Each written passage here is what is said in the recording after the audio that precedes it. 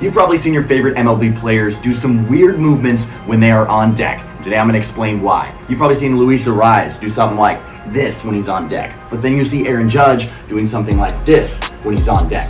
Why are they doing these movements? Why aren't they taking their game-like swings when they're on deck? First of all, it's okay to take your game-like swings when you're on deck. However, these weird feel reps that you see these guys taking on deck, there is a place for them, and I'm going to explain why. Every single player has their own swing tendencies. My swing tendency is to get handsy and drift onto my front side and roll over. My bat path is naturally very down. So for me, I want to find a feel when I'm on deck that corrects my swing tendencies. And so by having an exaggerated, weird feel rep when I'm on deck, feeling like I am working up into the ball, it is working opposite of my normal tendency.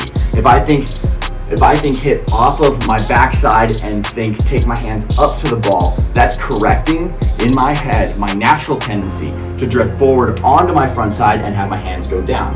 My hands normally go down and normally drift forward, and that's my bad tendency. Okay, I'm gonna think on deck, take a rep, staying back, taking my hands up, doing the complete opposite of what my normal tendency is at the plate, so that when I get into the game and I'm stepping up at the plate and I take a normal swing now, just thinking about hitting the ball, I have now at least corrected some of my poor tendencies back towards neutral a little bit. Does that make sense? Because that's what a lot of these players are doing. Aaron Judge works with Teacher Man Hitting.